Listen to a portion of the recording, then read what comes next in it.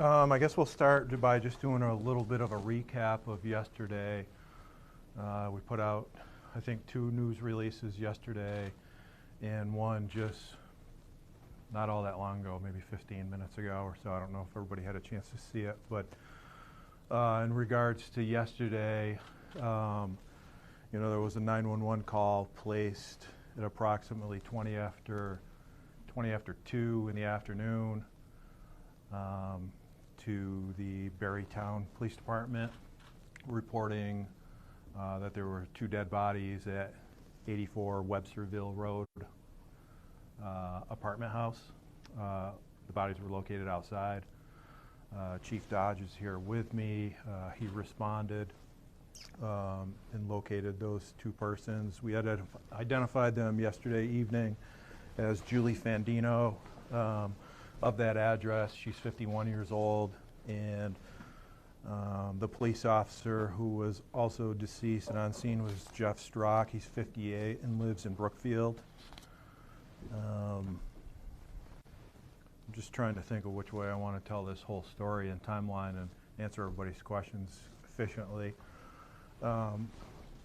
What happened was that, and bear with me because I'm just going to flip by a bunch of names, so I just got to make sure I get all the names right. But what happened was the landlord to that apartment, the landlord is Randy Gagne. He happened to drive by and saw the Berlin police cruiser in the driveway and thought he would pull in just to see what was going on.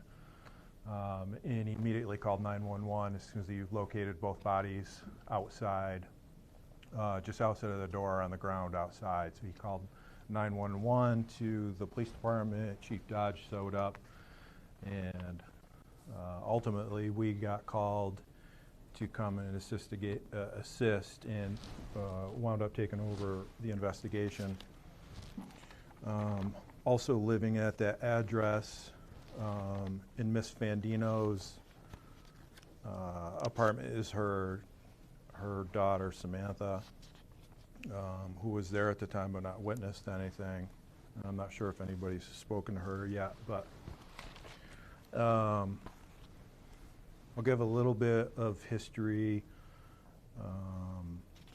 about Jeff Strock. He's a part-time officer for the Berlin PD as of 2003 when he became part-time certified. He's also employed by the Washington County Sheriff's Department since approximately 2006. Part-time, just to get everybody on an idea of the difference between full-time and part-time. Generally, and I'll simplify any heavier questions on it, I would refer you to the Vermont Police Academy. But as a general rule, the part-time police academy, at least back in 2003, consisted of, I believe, just a 1-week course that members would go through, covers all kinds of general topics, law enforcement training, and then there's a required, I think it's 60 hours of field training by a certified training officer that you're required to do. And then there's an annual, what we refer to as Rule 32, which is mandatory required training that you have to take throughout the year. And that's usually, it's varied in the past, 20 plus years. But it's right around 30 hours, I think, is the mandatory time. And that's mandatory most often. People do a lot more than that. But Mr. Strock also recently retired, maybe I think it was 3 years ago, from the Price Chopper. I think the Price Chopper, is that in town? In Berlin, Price Chopper in Berlin. And so he retired there 3 years ago, and currently he owns his own, it's like a baked goods delivery route. He delivers Pepperidge Farms products, so he owns the route. It's his own business that he does in addition to his part-time police work.